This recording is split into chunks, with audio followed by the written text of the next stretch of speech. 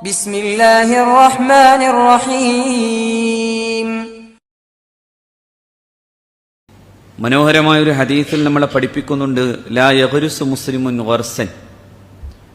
ഒരു വിശ്വാസിയായ മനുഷ്യൻ, ഒരു സത്യവിശ്വാസി, അയാൾ ഒരു കൃഷിയും അല്ലെങ്കിൽ ഒരു ചെടിയും നടുന്നില്ല. വലാ യസ്റഉ സർഅൻ, അയാൾ ഒരു കൃഷിയും ചെയ്യുന്നില്ല. ഫയഅകുലു മിൻഹു ഇൻസാനുൻ, എന്നിട്ട് അത് ഏതോ മനുഷ്യൻ അത് തിന്നുപോകുന്നു. വലാ ദാബത്തുൻ, അല്ലെങ്കിൽ ഏതെങ്കിലും ഒരു മൃഗം തിന്നുന്നു. വലാ ഷൈഉൻ, അല്ലെങ്കിൽ നമ്മളറിയാത്ത മറ്റേതെങ്കിലുമോ ആയിട്ടുള്ള ജീവികൾ, വളരെ ചെറിയതും വലുതുമായിട്ടുള്ള സൂക്ഷ്മവും സ്ഥൂലവുമായ ജീവികൾ അത് തിന്നുപോകുന്നു. എന്നാൽ അള്ളാഹുവിന്റെ പ്രവാചകൻ സല്ലല്ലാഹു അലൈഹി വസല്ലം പറഞ്ഞു, കാനത്ത് ലഹു സദഖത്തുൻ, അത് അയാൾക്കൊരു സദഖയായിട്ടല്ലാതെ മാറിയിട്ടില്ല, അയാൾക്കൊരു സൽക്കർമ്മമാണ്. അയാൾ ചെയ്തു വച്ചിട്ടുള്ള ഏറ്റവും പ്രധാനപ്പെട്ട ഒരു സദഖയാണിത്. അങ്ങനെ പറയുന്ന ഹദീസിനെ വിശദീകരിച്ചപ്പോൾ മഹാനായ ഇമാം നബവി റഹ്മത്തുള്ളാഹി അലൈഹി തങ്ങൾ പറഞ്ഞു, ഫീ ഹാദിഹിൽ അഹാദീസ്, ഈ പറയപ്പെടുന്ന ഹദീസുകളിൽ ഫളീലത്തുൽ ഗർസി വ ഫളീലത്തുസ് സർ, കൃഷി ചെയ്യുന്നതിൻ്റെയും അതോടൊപ്പം തന്നെ ചെറിയ ചെടികൾ നട്ടു നടത്തി വളർത്തുന്നതിൻ്റെയും പ്രതിഫലത്തെയും അതിൻ്റെ ശ്രേഷ്ഠതയെയും പറയുന്നു. വഇന്ന അജ്റ ഫാഇലി ദാലിക മുസ്തമിറുൻ മാദാമൽ ഗിറാസു വസ്സർഉ, ഇത് ചെയ്യുന്നവന്റെ പ്രതിഫലം നിരന്തരമായി നിലനിൽക്കുകയാണ്, മുസ്തമിറാണ്, അതെപ്പോഴും ഉണ്ടാകും. ആ ചെടി അവിടെ നിലനിൽക്കുമ്പോൾ ആ വൃക്ഷം ഫലം കായ്ച്ച് അതിങ്ങനെ തണൽ വിരിച്ച് നിൽക്കുമ്പോഴൊക്കെയും അതിൻ്റെ പ്രതിഫലം അവന് ലഭ്യമാവുകയാണ്. എന്ന് മാത്രമല്ല, അതിൽ നിന്നുണ്ടാകുന്ന വമാ തവല്ലദ മിൻഹു, അതിൽ നിന്നുണ്ടാകുന്ന അതിൻ്റെ ഫലങ്ങൾ, അത് എന്ത് നന്മയുടെയും ഫലങ്ങളെയും, ആ ഫലങ്ങൾ അത് നിലനിൽക്കുവോളം, അല്ലെങ്കിൽ അങ്ങനെ കായികനികൾ അതിങ്ങനെ നിരന്തരം ഉൽപ്പാദിപ്പിക്കുമ്പോഴുമൊക്കെയും ഇലാ യൗമിൽ ഖിയാമത്തി, ഖിയാമന്നാൾ വരെ അതിൻ്റെ പ്രതിഫലം ലഭ്യമാകുന്നു. എന്നിട്ട് ഇമാം നബവി തങ്ങൾ പറയുന്നു, വഖദ് ഇഖ്തലഫൽ ഉലമാഉ ഫീ അത്യ്യബിൽ മക്കാസിബ്, ഏത് ജോലിയാണ് ഏറ്റവും നല്ല ജോലി എന്ന വിഷയസംബന്ധിയായി മഹാന്മാരായ പണ്ഡിതന്മാർക്ക് അഭിപ്രായ വ്യത്യാസമുണ്ട്. പക്ഷേ അതിലേറ്റവും ശ്രേഷ്ഠമായതിനെക്കുറിച്ച് പറയുമ്പോൾ ഖീല തിജാറ, അത് കച്ചവടമാണ് എന്ന അഭിപ്രായമുണ്ട്. നല്ല കച്ചവടക്കാരൻ, ശുദ്ധമായ ഇസ്ലാമിക ജീവിതവും ഇസ്ലാമികമായ ധനവിനിമയ മാർഗങ്ങളുടെയും അതിൻ്റെ ആ കച്ചവട മര്യാദകളും പാലിക്കുന്ന ഒരാൾ, അത്താജിറു സദൂഖ് എന്നാണ് റസൂലുള്ളാഹി വിളിച്ചത്, സത്യസന്ധനായ കച്ചവടക്കാരൻ. അങ്ങനെ ഒരു കച്ചവടക്കാരനെ ഏറ്റവും പ്രധാനമായി അവന് സ്വർഗത്തിൽ ഇടമുണ്ട് എന്ന് പുണ്യനബി സ്വല്ലല്ലാഹു അലൈഹി വസല്ലം പഠിപ്പിക്കുന്നു. മഹാന്മാരായ പണ്ഡിതന്മാർ പറയുന്നു, അത് ആകാം, പക്ഷേ വഖീല അസ്സുൻഅ ബിൽ യദ്, കൈകൊണ്ട്, നല്ല കരുത്തുറ്റ കൈകൾ കൊണ്ട് തൊഴിലെടുക്കുന്നതാണ് പ്രധാനം എന്ന് പറയുന്നുണ്ട്. ഒരിക്കൽ പ്രവാചക ശിഷ്യന്മാർ നോക്കി നിൽക്കെ ഒരാൾ, കരുത്തുറ്റ ശരീരമുള്ള നല്ല മസ്സിലുള്ള ഒരു മനുഷ്യൻ നടന്നുപോയി. അപ്പോൾ നബി തിരുമേനി സ്വല്ലല്ലാഹു അലൈഹി വസല്ലമയുടെ സ്വഹാബത്ത് പറഞ്ഞു, നല്ല കരുത്തുണ്ട് ആ ശരീരത്തിന്, നല്ല കായിക ബലമുള്ളയാളാണ്, ഇദ്ദേഹത്തിന് എന്തുകൊണ്ട് അള്ളാഹുവിന്റെ മാർഗത്തിൽ പോരടിക്കാൻ തയ്യാറാകാതെ പോയി എന്ന ചോദ്യം ചോദിച്ചപ്പോൾ പുണ്യനബി സ്വല്ലല്ലാഹു അലൈഹി വസല്ലം പറയുന്നുണ്ട്, ആ മനുഷ്യന്റെ കൈ പിടിച്ചിട്ട്, കാരിരുമ്പ് പോലെ കരുത്തുറ്റ ആ കൈകളിൽ പിടിച്ച അള്ളാഹുവിന്റെ റസൂൽ പറഞ്ഞു, ഇതുകൊണ്ട് തൊഴിലെടുക്കണം, പണിയെടുക്കണം, പണിയെടുക്കുമ്പോൾ നിനക്കതുകൊണ്ട് സ്വർഗം ലഭ്യമാകും, ഇത് സ്വർഗത്തിലേക്കുള്ള കൈയാണ് എന്ന് മുഹമ്മദ് മുസ്തഫ. പണിയെടുക്കുന്നത് പ്രധാനമാണ്. തന്റെ മുമ്പിൽ ദാനം ചോദിച്ചു വന്നവനോട് അള്ളാഹുവിന്റെ റസൂൽ പറഞ്ഞു, ഒരു കോടാലി കൊടുത്തിട്ട് അത് ശരിയാക്കി കൊടുത്തിട്ട് അള്ളാഹുവിന്റെ റസൂൽ പറഞ്ഞു, ഇത് കൊണ്ടുപോകണം, നിനക്ക് മരം വെട്ടാണ് പണിയെങ്കിൽ, അല്ലെങ്കിൽ അതിൽ നിന്ന് വിറക് ശേഖരിക്കലാണ് പണിയെങ്കിൽ, അല്ലെങ്കിൽ അതുപോലെ ഒരു പണി ചെയ്ത് ജീവിക്കണം എന്ന് പുണ്യനബി സ്വല്ലല്ലാഹു അലൈഹി വസല്ലം പഠിപ്പിച്ചു. അപ്പോൾ ഒരാളെ എപ്പോഴും ദാനം സ്വീകരിക്കുന്നവനായി, ധർമ്മം സ്വീകരിക്കുന്നവനാക്കി മാറ്റുക എന്നതല്ല, മറിച്ച് അയാൾക്ക് എന്തെങ്കിലും ഒരു നിത്യജീവിതത്തിന് അവന്റെ ജീവിതത്തെ കൊണ്ടുപോകാൻ സാധ്യമാകുന്ന എന്തെങ്കിലും തൊഴിൽ കൊടുക്കുക എന്നതാണ്, ഒരു തൊഴിൽ ദാതാവുക എന്നതാണ് ഗവൺമെന്റിന്റെ പണി എന്ന് മുഹമ്മദ് നബി പഠിപ്പിക്കാൻ. ചാരിറ്റിയാണ് അല്ലെങ്കിൽ വെൽഫെയർ നേഷൻ എന്ന പേരിൽ ഇത്ര രൂപ നിങ്ങളുടെ വീട്ടിന്റെ ബാങ്കിൽ നിന്റെ സ്വന്തം അക്കൗണ്ടിൽ വരും എന്ന് പറയലല്ല, മറിച്ച് ഓരോ പൗരനും ആവശ്യമാകുന്ന തൊഴിൽ കൊടുക്കുകയും അങ്ങനെ അഭിവൃദ്ധിയിലേക്ക് എത്തിക്കുകയും ചെയ്യുക എന്നതാണ്.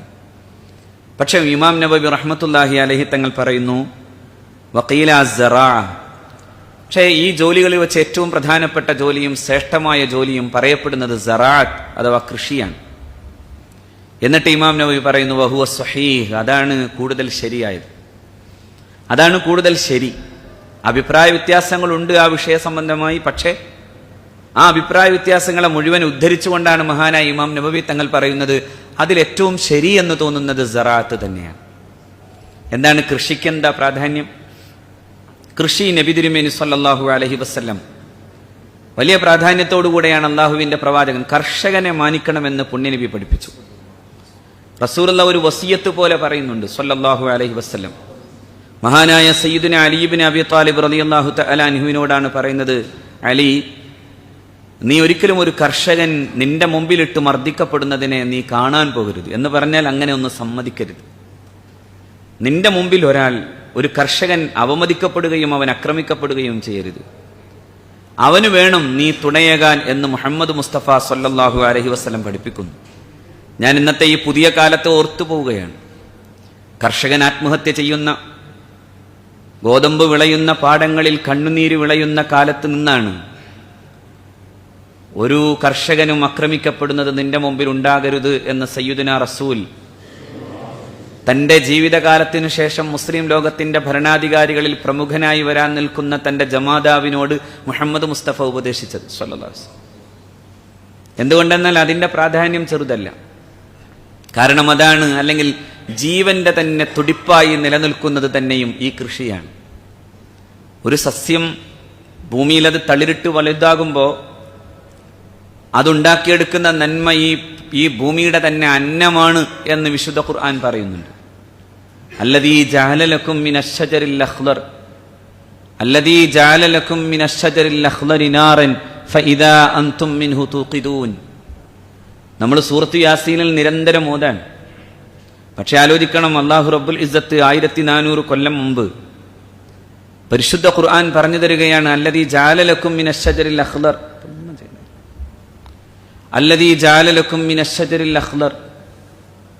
ഹരിതഗണങ്ങളുള്ള മരത്തിൽ അല്ലാഹു റബ്ബുൽ ഇസ്സത്ത് ഉൽപ്പാദിപ്പിച്ചു നാറൻ, അഗ്നിയെ ഉണ്ടാക്കി. നിങ്ങൾക്ക് ഇനിയും എല്ലാ കാലത്തും നിരന്തരമായി ഇന്ധനം ഉൽപ്പാദിപ്പിക്കുന്നതിന്റെ പ്രധാനപ്പെട്ട കാരണമായി മാറുന്നത് ഈ അഗ്നിയാണ്, അല്ലെങ്കിൽ ഈ വിറകാണ്, അല്ലെങ്കിൽ ഈ സസ്യമാണ്, അല്ലെങ്കിൽ സസ്യലതാദികൾ ഉൽപ്പാദിപ്പിക്കുന്ന അന്നം കഴിച്ചു പോകുന്ന എല്ലാ ജീവജാലങ്ങളുമാണ് എന്ന് പടച്ച റബ്ബ് പഠിപ്പിക്കാൻ. ഖദർ എന്ന പദത്തിനെ അറബിയിൽ നിന്ന് നേരെ ഇംഗ്ലീഷിലേക്ക് ഭാഷാന്തരം ചെയ്താൽ കിട്ടുന്നത് ക്ലോറോഫിലാണ്. ആ ക്ലോറോഫിൽ അടങ്ങിയിട്ടുള്ള മരങ്ങളിൽ നിന്നാണ് സൂര്യന്റെ താപത്തെ ഫോട്ടോസിന്തസിസ് എന്ന വലിയ പ്രക്രിയയിലൂടെ, ഒരു വലിയ പ്രതിഭാസത്തിലൂടെ, അങ്ങനെ ഈ പ്രകാശ സംശ്ലേഷണത്തിലൂടെ ഈ സസ്യങ്ങൾ ആവാഹിക്കുകയും അതിൽ നിന്ന് ഈ ഭൂമിയിലെ സകലം ജീവജാലങ്ങൾക്കും ആവശ്യമാകുന്ന, അതിനു തന്നെയും ആവശ്യമായിട്ടുള്ളത് കൊടുക്കുകയും ചെയ്യുന്നത്. അത്ഭുതമാണ് അള്ളാഹുവിന്റെ പ്രസ്താവന. 1400 കൊല്ലം മുമ്പാണ് ഈ പ്രസ്താവന. നമ്മൾ നിരന്തരം സൂറത്ത് യാസീനിൽ ഓതിക്കൊണ്ടേയിരിക്കുകയാണ്. ഈ പ്രപഞ്ചത്തിന്റെ തന്നെ ഇനി തീമരം നിങ്ങൾക്ക് കായ്പിച്ചു തന്നത് അല്ലാഹു അല്ലേ എന്ന ചോദ്യം പോലും നമുക്ക് നേരെ നോക്കുമ്പോൾ ഒരു വിഡ്ഢിത്തമായി തോന്നിയേക്കാം. നിങ്ങൾ കത്തിക്കുന്ന ഈ തീയെക്കുറിച്ച് ആലോചിക്കുന്നുവോ? അതിന്റെ മരം നിങ്ങൾക്ക് ഉൽപ്പാദിപ്പിച്ചവൻ അല്ലാഹു തന്നെയല്ലയോ? അല്ലാഹുവിന്റെ ചോദ്യമാണ്. നിങ്ങൾക്കായി സ്ത്രീകളുടെ സ്തനകുംഭങ്ങളിൽ നിന്ന് ഉതിർന്നു വീഴുന്ന പിന്നെ അവരുടെ അമ്മിഞ്ഞപ്പാല് പോലെ അതിമനോഹരമായി ഈ മേഘാവൃതമായി നിൽക്കുന്ന ആകാശത്ത് നിന്ന് ആ മേഘക്കുടകളിൽ നിന്ന് വീഴുന്ന മഴത്തുള്ളികൾ നിങ്ങൾക്ക് ഉൽപ്പാദിപ്പിച്ചു തന്നവൻ അല്ലാഹു അല്ലയോ എന്ന ചോദ്യം. മുസ്ന് എന്ന പ്രയോഗത്തിന് അത്രമേൽ കാൽപ്പനിക സൗന്ദര്യമുണ്ട്. ഒരു സ്ത്രീയുടെ സ്തനകുംഭം പോലെ, അതിൽ നിന്നായി വരുന്ന ഒരു അമൃതേത്ത് പോലെ ഈ ഭൂമിയുടെ നനുത്ത മണ്ണിലേക്ക്, അല്ലെങ്കിൽ അതിൻ്റെ ഊഷരമായ ഭാവത്തിലേക്ക് ഉർവരത കൊണ്ടുവരാൻ, മരിച്ചുപോയ ഭൂമിയെ ജനിപ്പിക്കാൻ അല്ലാഹു റബ്ബുൽ ഇസ്സത്ത് ഉൽപ്പാദിപ്പിക്കുന്ന, അല്ലാഹു ഉണ്ടാക്കിയെടുക്കുന്ന പ്രക്രിയയാണ് ഈ മഴമേഘക്കൂട്ടങ്ങളിൽ നിന്ന് വരുന്ന വെള്ളം, അല്ലെങ്കിൽ മഴ എന്ന് അല്ലാഹു പറയുന്നു. അൻതും അൻസൽതുമൂഹു മിനൽ മുസ്ൻ അം നഹ്നുൽ മുൻസിലൂൻ. എന്തൊരു പ്രയോഗമാണത്! അൻതും അൻസൽതുമൂഹു മിനൽ മുസ്ൻ. ഈ മേഘങ്ങളിൽ നിന്ന്, സ്ത്രീ സൗന്ദര്യത്തിന്റെ സ്തനകുംഭങ്ങളിൽ നിന്ന് വരുന്ന പോലെ ഈ അമൃത് നിങ്ങൾക്കായി ഭൂമിയിലേക്ക് അവതരിപ്പിച്ചു തന്നവനാരാണ്? അഅൻതും അൻസൽതുമൂഹു മിനൽ മുസ്ൻ അം നഹ്നുൽ മുൻസിലൂൻ? അതോ നാമോ നിങ്ങളോ? നിങ്ങളാണോ ഈ കൃഷി ചെയ്തത്, അതോ നാമോ? ഒറ്റ കാര്യം ഈ ആയത്തിൽ നിന്ന് പഠിക്കേണ്ടതുണ്ട്. കൃഷി ചെയ്യുന്നവൻ അല്ലാഹു ആണെങ്കിലും ആ കൃഷി ചെയ്തു തരുന്നതിന്റെ ഇടയാളനായി നിൽക്കുന്ന പോലെ, അതിന്റെ മധ്യസ്ഥനായി നിൽക്കുന്നത് പോലെ അള്ളാഹുവിന്റെ പ്രതിനിധിയാകുന്നത് മനുഷ്യനാണ്. അവൻ ഈ ഭൂമിയുടെ ആമിറാണ്, അവൻ ഈ ഭൂമിയുടെ പരിപാലകനാണ്, അവൻ ഈ ഭൂമിയുടെ നിരന്തരമായ നന്മയ്ക്ക് വേണ്ടി പ്രവർത്തിക്കുന്നവനാണ്. അതുകൊണ്ടാണ് വിശുദ്ധ ഖുർആൻ ഉപദേശിച്ചു തരുന്നത്, നിങ്ങൾ ഈ ഭൂമി നന്നായി നിൽക്കുന്ന സമയത്ത് കുഴപ്പമുണ്ടാക്കരുത്. നിങ്ങൾ ഈ ഭൂമിയുടെ നന്മയ്ക്ക് വേണ്ടി പ്രവർത്തിക്കേണ്ടവരാണ്. അബൂദർദാ റളിയല്ലാഹു തആല അൻഹു ഈ വാൽനട്ട് എന്ന് പറയുന്ന ഒരു ഫലം തരുന്ന ആ മരം അത് നടുമ്പോൾ അത് കുറെ വർഷങ്ങൾ എടുക്കും അത് വളരാൻ. അബൂദർദാ വൃദ്ധനാണ്, കൂനി ചെന്ന് അങ്ങനെ ഒരു തൈ നടുമ്പോൾ ആളുകൾ ചോദിച്ചു, നിങ്ങൾ ഈ പ്രായം അവസാനിച്ച കാലത്ത് ഇത് ചെയ്തിട്ട് എന്ത് ഫലമാണ് നിങ്ങൾക്ക് കിട്ടുന്നത്?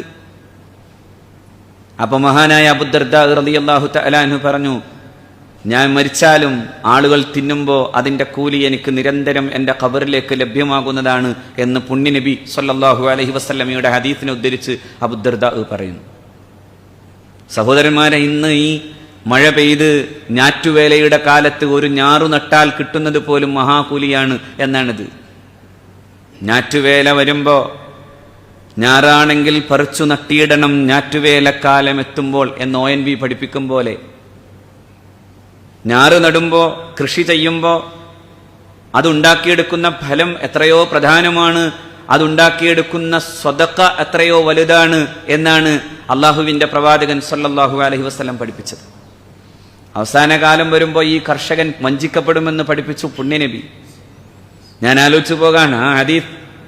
അതായത് പട്ടണങ്ങളിൽ നിന്ന് കുതിരസവാരിക്കാരായ ആളുകൾ വന്ന് അഹുരുൽ ബാദിയുടെ അടുക്കൽ ചെന്ന് അവന്റെ ഈ ഉൽപ്പന്നങ്ങൾ വാങ്ങി അതിന്റെ ഏറ്റവും ഇരട്ടി വിലക്ക് വിറ്റ് അവനെ ചതിക്കുന്ന കാലത്തെക്കുറിച്ച് പുണ്യ റസൂൽ സല്ലല്ലാഹു അലൈഹി വസല്ലം ഓർമ്മപ്പെടുത്തുമ്പോൾ, ഇന്നത്തെ കോർപ്പറേറ്റ് മുതലാളിമാർ പാവപ്പെട്ട കർഷകന്റെ അടുക്കൽ നിന്ന് വാങ്ങുന്നതിന് 50 രൂപ പോലും കൊടുക്കുമ്പോൾ അതിന്റെ 49 രൂപയും അവനെ സംബന്ധിച്ചിടത്തോളം ചിലവായി അവൻ ദാരിദ്ര്യത്തിന്റെയും പിന്നെ അഗാധമായ അർത്ഥത്തിലുള്ള കടക്കണിയിലേക്കും എത്തിച്ചെന്ന് അവസാനം അവൻ സ്വയം ആത്മഹത്യ ചെയ്ത് മരിക്കുമ്പോൾ ആ 50 വാങ്ങിയത് 500 വിറ്റ് കിട്ടുന്ന കാശ് കൊണ്ട് കോർപ്പറേറ്റ് തടിച്ചു കൊഴുക്കുകയാണ്. നബി തിരുമേനി പറയുന്നു, അങ്ങനത്തെ വൻചതികൾ വരും. ഇമാം ബുഖാരി തന്റെ സഹീഹിൽ രേഖപ്പെടുത്തുന്നു. എന്തൊരു കാലം നിങ്ങൾ ആലോചിച്ചു നോക്കൂ. കർഷകന് വേണ്ടി ജീവിച്ച ഒരു കാലമായിരുന്നു ഇന്നലകളിൽ ഇന്ത്യ. ഇന്ത്യയുടെ ഈ സംസ്കാരത്തിന്റെയും സാഹിത്യത്തിന്റെയും ഒക്കെ വലിപ്പത്തിൽ നമുക്ക് കാണാൻ കഴിയുന്നത് കർഷകൻ എന്നതിന് വലിയ അർത്ഥത്തിലുള്ള പ്രാധാന്യം കൊടുത്തിരുന്നു. അല്ലെങ്കിലും ലോകത്തെ ഏത് സാംസ്കാരികതയുടെയും നാഗരികതയുടെയും ചരിത്രവും അതാണല്ലോ. എല്ലാം നദീതട സംസ്കാരങ്ങളാണ്. നൈൽ നദീതട സംസ്കാരം, സിന്ധു നദീതട സംസ്കാരം. എന്തുകൊണ്ടാണ്? വെള്ളവും അതോടൊപ്പം തന്നെ വിളവും. ഒരു ഭാഗത്ത് ജലം, സമൃദ്ധമായ ജലം, മറ്റൊന്ന് അതുപോലെ തന്നെ സമൃദ്ധമായി നിൽക്കേണ്ട വിളവെടുപ്പ്. അത് രണ്ടും കൂടുമ്പോഴാണ് കൾച്ചറായി മാറുന്നുണ്ട് അഗ്രികൾച്ചർ. അതായത് കൃഷി ചെയ്യുന്നവൻ ഒരു വലിയ സംസ്കാരത്തിന്റെ പ്രതിനിധിയായി മാറാണ്.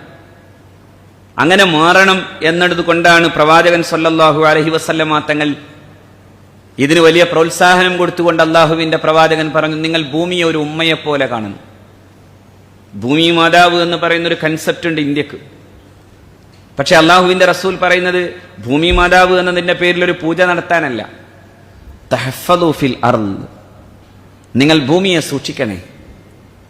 ഭൂമിയുടെ ഓരോ ഉള്ളറയിലും നിലനിൽക്കുന്ന, അതിൽ നിന്ന് പൊട്ടിവരുന്ന ഓരോ ജീവനും ഓരോ തുടിപ്പും വളരെ പ്രധാനമാണ്. അതുകൊണ്ട് ഭൂമിയെ നിങ്ങൾ സൂക്ഷിക്കണേ. ഫ ഇന്നഹാ ഉമ്മുക്കും, നിശ്ചയം ആ ഭൂമി നിങ്ങളുടെ മാതാവാണ്. മാതാവിനെ പോലെ നിങ്ങൾക്ക് ഫലം തരുന്നതാണ്. മാതാവിനെ പോലെ സർവം സഹയാണ്. മാതാവിനെ പോലെ നിനക്ക് വേണ്ടി ജീവിക്കുകയാണ് ഭൂമി. അതുകൊണ്ടാണ് ഫ ഇന്നഹാ ഉമ്മുക്കും, അത് നിന്റെ മാതാവാണ്. എന്നിട്ടാണ് അല്ലാഹുവിന്റെ റസൂൽ സല്ലല്ലാഹു അലൈഹി വസല്ലം പറഞ്ഞു, ഫൈദാ ഖാമത്തിസ്സാ, ഖിയാമത്ത് നാൾ എത്തിയിട്ടുണ്ട്. ഫൈദാ ഖാമത്തിസ്സാ, ഖിയാമത്ത് നാൾ വന്നു നിൽക്കുന്നുണ്ട്. അപ്പോ നിങ്ങളുടെ കയ്യിൽ ഒരു ചെടിത്തണ്ടുണ്ട്, എന്നാൽ ഫൽയഗ്രിസ്ഹ, അത് കൊണ്ടുപോയി നടണം. ഖിയാമത്ത് നാൾ തൊട്ടകലെ. ആ ഹദീസിൽ മറ്റൊരു സ്ഥലത്ത് ഇങ്ങനെയാണ്, ഖിയാമത്ത് നാൾ വരുന്നു എന്ന് കേൾക്കുകയാണ്, ദജ്ജാലെത്തി, പ്രപഞ്ചത്തിന്റെ നാശത്തിന്റെ കാരണങ്ങളെല്ലാം എത്തി. എല്ലാം എത്തി നിൽക്കുമ്പോഴാണ് നിങ്ങളൊരു ചെടി നടേണ്ടത്. കാരണം എന്നിട്ട് അല്ലാഹുവിന്റെ റസൂൽ പറയുന്നു, അല ഇന്ന ലിന്നാസി ആയിഷൻ ബഅദഹു, ശേഷം ഒരു ജനതയും കൂടി ജീവിക്കും. എന്തിനാ അങ്ങനെ? ശേഷം ഒരു യുഗം പിറപ്പിക്കാൻ എങ്ങനെയാണ് ഈ ചെടിക്ക് സാധ്യമാകുന്നത്? സുബ്ഹാനല്ലാഹ്.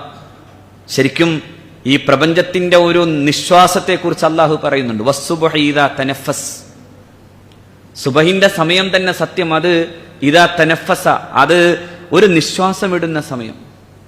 ഈ പ്രപഞ്ചത്തിൽ, ഭൂമിയിൽ അതിന്റെ ഒരു പകൽ ഉദിക്കുമ്പോൾ അതിനോടൊപ്പം തന്നെ ഈ ഭൂമിയിൽ ആദ്യം നടക്കുന്ന ഏറ്റവും പ്രധാനപ്പെട്ട ഒരു പ്രക്രിയയാണ് കഴിഞ്ഞ രാത്രിയുടെ മുമ്പുണ്ടായിരുന്ന പകലിലെ സൂര്യന്റെ ഈ സൂര്യതാപത്തിന്റെ സംശ്ലേഷണാനന്തരം ഈ സസ്യലതാദികൾ ഉണ്ടാക്കിയെടുത്ത ഈ ഓക്സിജനെ അതിമനോഹരമായി മനുഷ്യന്, ജീവജാലങ്ങൾക്കായി ദാനം ചെയ്യുന്ന നെടുവീർപ്പാണ് സത്യത്തിൽ ആ നെടുവീർപ്പ്. നോക്കൂ, 1400 കൊല്ലം മുമ്പ് ഇതൊക്കെ പറയുകയാണ് പരിശുദ്ധ ഖുർആൻ. അല്ലെങ്കിൽ അങ്ങനെ ഒരു വീർപ്പടക്കി വച്ചിരുന്ന ഒരു ശ്വാസത്തിന്റെ ഒരു പുതിയ തുടക്കം, അത് ഈ പ്രപഞ്ചത്തിന്റെ താളമാണ്, അത് ഈ പ്രപഞ്ചത്തിന്റെ സൗന്ദര്യമാണ്. മനുഷ്യൻ സ്വർഗത്തിലേക്ക് എത്തുമ്പോഴും സ്വർഗം എങ്ങനെയായിരിക്കണം എന്ന് അല്ലാഹു പഠിപ്പിച്ചത്, അവിടെ സത്യവിശ്വാസികൾ പറയുന്നതും എങ്ങനെയാണ്, അൽഹംദുലില്ലാഹില്ലദീ ഔറസ്നൽ അർദ്, ഈ ഭൂമിയെ ഞങ്ങൾക്ക് അനന്തരം തന്ന പടച്ച തമ്പുരാനാണ് സർവസ്തോത്രങ്ങളും. ആ ഭൂമിയിൽ എന്താണ്? കളകളാരവം മുഴക്കി ഒഴുകുന്ന നദികൾ, അതിമനോഹരമായി ഒരു സൂര്യരശ്മിയെ പോലും കടത്തിവിടാൻ മടിക്കുന്ന വിധം തിങ്ങി നിൽക്കുന്ന ശിഖരങ്ങളെ കൂട്ടിച്ചേർത്ത് നിർത്തുന്ന പിന്നെ തോട്ടങ്ങൾ നിലനിൽക്കുന്ന അത്തരം ആരാമങ്ങൾ, തോട്ടങ്ങൾ, അത്തരം വനങ്ങൾ, അങ്ങനെ അതിമനോഹരമായ അത്തരം വനങ്ങൾക്കിടയിൽ ജീവിക്കുന്ന മനുഷ്യൻ, അവന്റെ മനസ്സ്, ഇതെല്ലാം വെച്ചുകൊണ്ടാണ് പടച്ച റബ്ബ് സ്വർഗത്തെക്കുറിച്ച് പറയുന്നത്.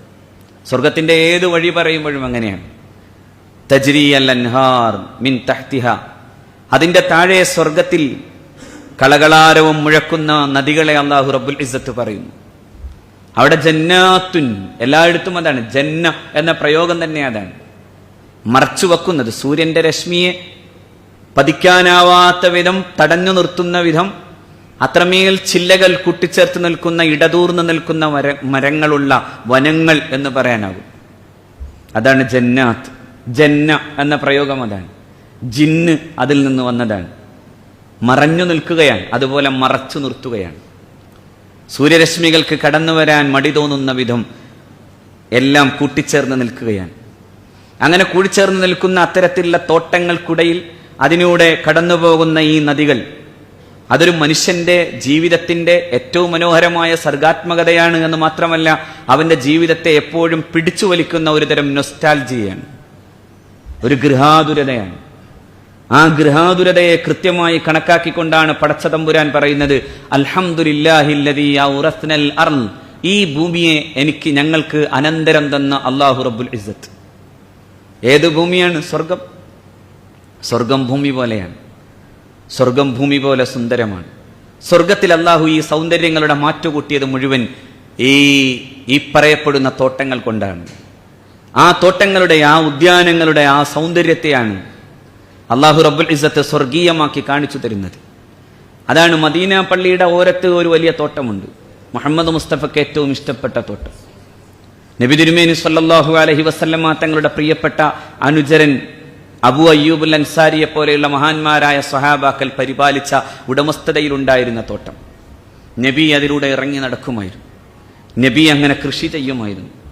അള്ളാഹുവിന്റെ റസൂൽ ഈത്തപ്പനകൾ നട്ടിരുന്നു എന്ന് നമുക്ക് ഹദീത്തിൽ കാണാനാവും. അവിടെ നിന്ന് നട്ട അത്തരത്തിലുള്ള പിന്നെ ഈത്തപ്പഴങ്ങൾ, അജ്വ ഈത്തപ്പഴങ്ങൾക്ക് വലിയ ഔഷധ ഗുണമുണ്ട് എന്ന് നാം ഹദീത്തിൽ വായിക്കുമ്പോൾ നബി അങ്ങനെ ഒരു കർഷകനായി നിൽക്കുകയാണ്. അതുകൊണ്ടാണ് സഹോദരന്മാരെ ഞാൻ ഈ ആയത്ത് ആദ്യമേ ഓതിക്കൊണ്ട് പറഞ്ഞത്. അള്ളാഹു റബ്ബുൽ ഇസ്സത്ത് പറയുന്നു, ഒരു മനുഷ്യൻ ഈ ഭൂമിയിലെ കലാപവും കുഴപ്പവും ഉണ്ടാക്കുമ്പോൾ അവൻ സത്യവിശ്വാസിയാകുന്നില്ലെന്ന് മാത്രമല്ല, അള്ളാഹു റബ്ബുൽ ഇസ്സത്ത് പറയുന്നു, അങ്ങനെ നിങ്ങളെപ്പോലും അത്ഭുതപ്പെടുത്തുന്ന വാക്കുകൾ കൊണ്ട് കസർത്ത് കാണിക്കുന്നവരുണ്ടാകാം, പക്ഷേ അവന്റെ മനസ്സിൽ വിശ്വാസത്തിന്റെ കണികയില്ലെങ്കിൽ അവൻ ഭൂമിയുടെ നാശകാരിയാണ്.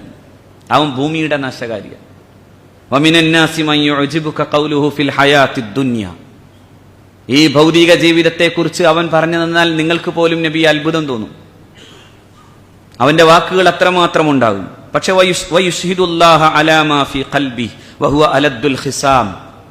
അവനവന്റെ ഹൃദയത്തിൽ വച്ചിട്ടുള്ളതിനെ വെച്ച് അവൻ അള്ളാഹുവിനെ സാക്ഷ്യം പറഞ്ഞ് അവൻ കള്ളസത്യമിടും. അവൻ വലിയ താർക്കികനാണ്. എന്നിട്ട് അള്ളാഹു റബ്ബുൽ ഇസ്സത്ത് പറയുന്നു, വൈദാ തവല്ല സആ ഫിൽ അർളി ലിയുഫ്സിദ ഫീഹാ വയുഹ്ലികൽ ഹർത വന്നസ്ൽ. അവൻ അത് കഴിഞ്ഞ് പിന്തിരിഞ്ഞു പോയാൽ അവൻ ചെയ്യുന്ന പണി സആ ഫിൽ അർൾ, അവൻ ഭൂമിയിൽ പരിശ്രമിക്കും, ലിയുഫ്സിദ ഫീഹാ, അത് ഫസാദാക്കി കളയാൻ, അത് നശിപ്പിക്കാൻ. ഏതൊക്കെയാ അവൻ നശിപ്പിക്കുന്നത്? ഒന്ന്, അള്ളാഹു റബ്ബുൽ ഇസ്സത്ത് പറഞ്ഞു ലിയുഹ്ലികൽ ഹർസ്, കൃഷിയിടങ്ങൾ നശിപ്പിക്കുന്നവനാണ് അവൻ. ഈ ഭൂമിയിൽ കാല് തൊട്ട ആദ്യത്തെ മനുഷ്യനെ കുറിച്ച് അവ്വലുൽ ഹാരിസ് സയ്യിദുന ആദം അലൈഹിസ്സലാം, ആദ്യത്തെ കർഷകൻ സയ്യിദുന ആദമാണ് അലൈഹിസ്സലാം.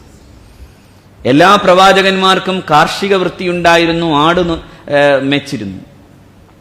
മിക്കവാറും പ്രവാചകന്മാരുടെ ചരിത്രം എടുത്താൽ നന്നായി കാർഷിക വൃത്തിയും അതോടൊപ്പം തന്നെ അവർ ആടുമേക്കുകയും ചെയ്തിരുന്നു എന്നാണ്. ആടുമേക്കൽ ജനപദങ്ങളെ എത്രമേൽ മനോഹരമായി അതിന് നേതൃത്വം കൊടുക്കാനാകുമെന്ന ഒരു പരിശീലനം ആടുമേക്കലിലൂടെ പ്രവാചകന്മാർക്ക് ലഭ്യമായിട്ടുണ്ട് എന്നാണ് ഇസ്ലാമിക പണ്ഡിത ലോകം പറയാം.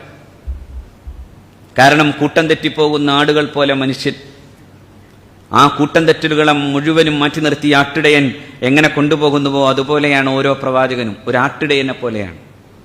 അജപാലകൻ എന്ന് വിളിക്കപ്പെട്ടത് വെറുതെയല്ല, എല്ലാ പ്രവാചകനും അജപാലകന്മാരാണ്. ഗോപാലനായിരുന്നില്ല, പക്ഷെ അജപാലകനായിരുന്നു. ഗോവിനെ മേക്കുന്നതിനേക്കാളും കുറെ കൂടി നന്നായി പ്രവാചകന്മാർ ചെയ്തത് അജപാലക വൃത്തിയാണ്. അതോടൊപ്പം അവർ ചെയ്തിരുന്ന മറ്റൊരു വൃത്തിയും കൃഷിയാണ്, കർഷക വൃത്തിയാണ്. നിങ്ങൾ നോക്കൂ, അവസാനത്തെ ആശ്രയവും അവസാനത്തെ ആശയും വറ്റി നിൽക്കുമ്പോഴും നീ ഒരു ചെടി നടൂ എന്ന് പറയുന്നതിനേക്കാളും വലിയ അത്ഭുതകരമായ പ്രസ്താവം എന്താണ്? അവസാനത്തെ ആശ വറ്റി നിൽക്കാൻ. എന്തിനാ ചെടി?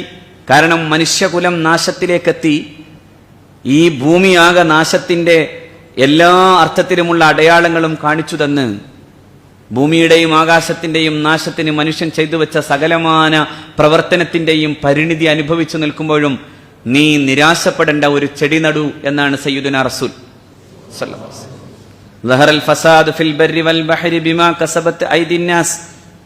മനുഷ്യന്റെ പ്രവർത്തനം മുഖേന ഈ ഭൂമിയുടെയും ആകാശത്തിന്റെയും നാശം അടുത്തു വന്നിരിക്കുന്നു എന്നാണ്. ഞാൻ ആയത്ത് പലപ്പോഴും ആലോചിച്ച് പറയാറുണ്ട്. ആയത്ത് ഓതുമ്പോഴൊക്കെ നമുക്ക് തോന്നിപ്പോകാറുള്ളത് അത് 1400 കൊല്ലം പഴക്കമുണ്ടോ അതോ ഇന്നലെയോ മിനിഞ്ഞാന്നോ എന്ന പോലെ വന്നതാണോ ആയത്ത് എന്ന് തോന്നിപ്പോകാറുണ്ട്. ലഹറൽ ഫസാദ് ഫിൽ ബർരി വൽ ബഹർ, കടലും കരയും നശിച്ചു. നമ്മൾ കഴിച്ചിരുന്ന മത്തി ഇനി എത്രമേൽ വില കൊടുത്ത് വാങ്ങണമെന്ന് പറയേണ്ടി വരുന്ന വിധം പ്രകൃതിയുടെ താളം തെറ്റിത്തുടങ്ങി.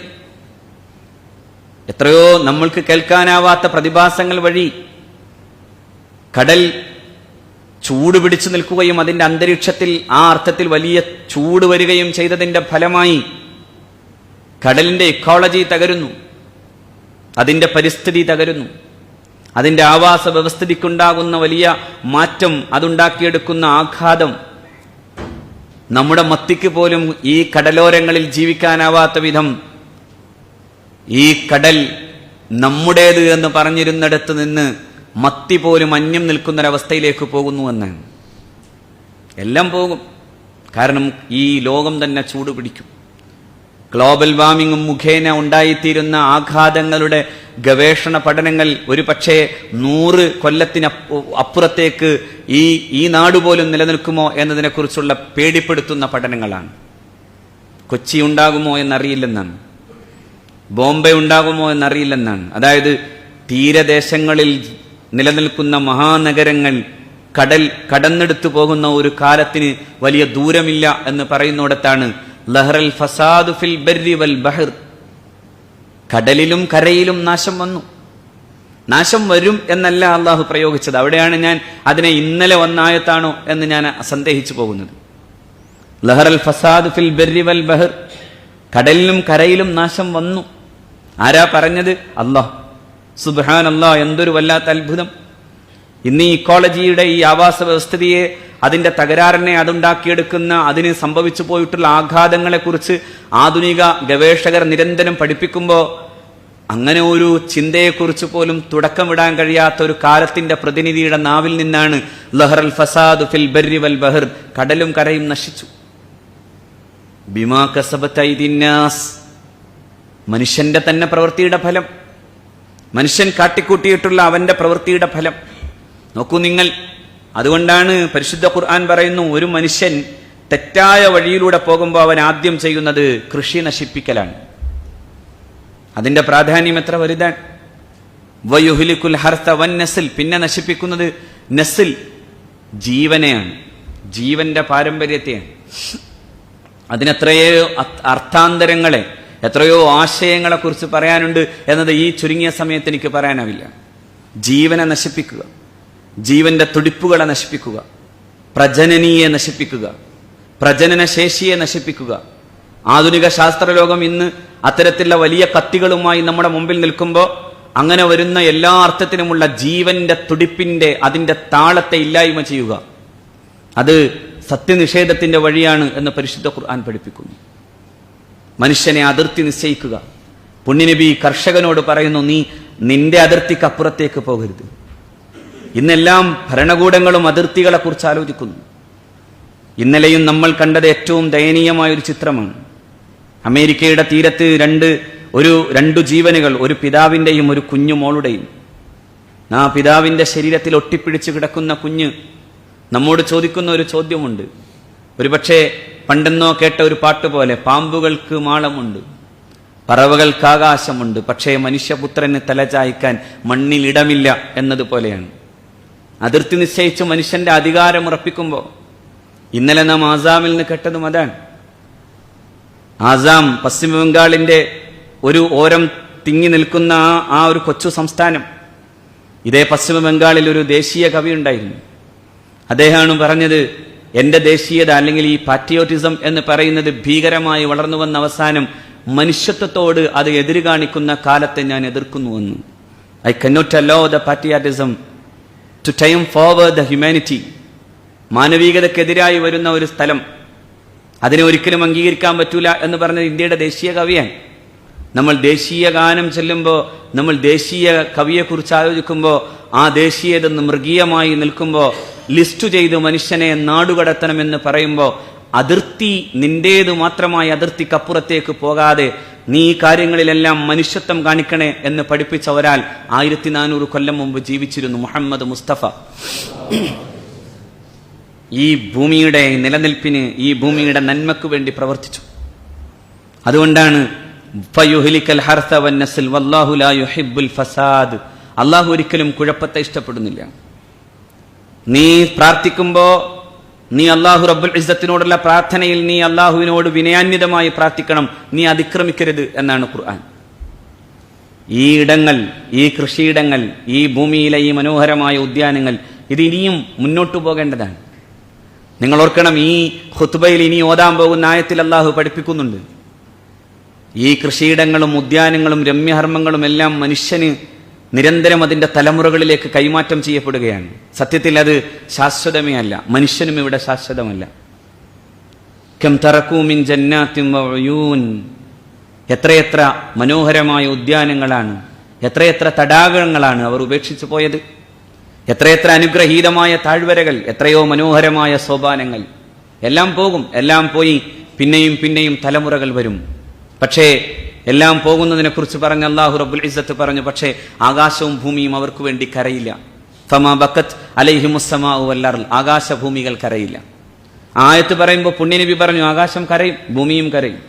നല്ല മനുഷ്യൻ ഭൂമിയിൽ ജീവിച്ചു കാല് തൊട്ട് നടക്കുമ്പോൾ, ഈ ഭൂമിയുടെ നന്മക്ക് വേണ്ടി ജീവിച്ച നല്ല മനുഷ്യൻ മരിക്കുമ്പോൾ ഭൂമിയും ആകാശവും കരയും. ബ്രിട്ടീഷുകാരുമായി യുദ്ധം ചെയ്ത് മരിക്കുമ്പോൾ ആ വീരപുരുഷന്റെ ജനാസ കൊണ്ടുപോകുന്നത് കണ്ട് ബ്രിട്ടീഷുകാർ തന്നെ എഴുതി, മഴ പെയ്തിരുന്നു. ഞാൻ ആലോചിച്ചു പോയത്, ഒരു ബ്രിട്ടീഷ് ചരിത്രകാരൻ എഴുതി, ആ മഴ പെയ്യുമ്പോൾ ഞാൻ ആലോചിച്ചത് ആ പ്രകൃതി തന്റെ വീരപുത്രന്റെ സംസ്കാര ചടങ്ങിനു വേണ്ടി അനുശോചനത്തിന്റെ കണ്ണുനീര് പൊഴിക്കുകയാണോ എന്നാലോചിച്ചു എന്നാണ്. ടിപ്പു സുൽത്താൻ എന്ന വലിയ മനുഷ്യനെ കുറിച്ചാണ് ഞാൻ പറഞ്ഞു വരുന്നത്. ഈ പ്രകൃതിയോട് ഇണങ്ങി ജീവിക്കാൻ, ഒരു ചെടി നടാൻ, മഹല്ലു ജമാഅത്തിനൊക്കെ വേണമെങ്കിൽ ഒരു ഗ്രീൻ ക്ലബ്ബ് തുടങ്ങാൻ സമയമായിരിക്കുന്നു എന്നാണ് നമ്മൾ ഈ പരിശുദ്ധമായ ആയത്തിൽ നിന്നൊക്കെ പഠിക്കേണ്ടത്. ജമാഅത്ത് കമ്മിറ്റി എന്നൊക്കെ പറയുന്നത് വേറെ കുറെ ചെറിയ ചെറിയ കാര്യങ്ങളിൽ മാത്രം ഒതുങ്ങാതെ ഒരു ഗ്രീൻ ക്ലബ്ബ് എന്തുകൊണ്ട് തുടങ്ങിക്കൂടാ? എന്തുകൊണ്ട് വൈവിധ്യമാർന്ന പച്ചക്കറിക്കും വൈവിധ്യമാർന്ന കൃഷിക്കും ആവശ്യമാകുന്ന അർത്ഥത്തിലുള്ള നേതൃത്വം കൊടുത്തുകൂടാ? അതാണ് സയ്യിദുനാ അബൂ ദർദാ റളിയല്ലാഹു തആല അൻഹു കൂനി ഒരു ചെടി നടുമ്പോൾ എന്തിന് ചെടി നടുന്നു എന്ന് ചോദിച്ചപ്പോൾ, ഇനിയും കാലങ്ങളുണ്ട്, അള്ളാഹു എനിക്ക് തരുന്ന പ്രതിഫലം അനന്തമാണ് എന്ന് സയ്യിദുനാ അബൂ ദർദാ റളിയല്ലാഹു അൻഹു. അള്ളാഹു റബ്ബുൽ ഇസ്സത്ത് അനുഗ്രഹിക്കുമാറാകട്ടെ. വആഖിറു ദഅ്വാനാ അൽഹംദുലില്ലാഹി റബ്ബിൽ ആലമീൻ. സഹോദരന്മാരെ, പ്രധാനപ്പെട്ട ചില കാര്യങ്ങളിൽ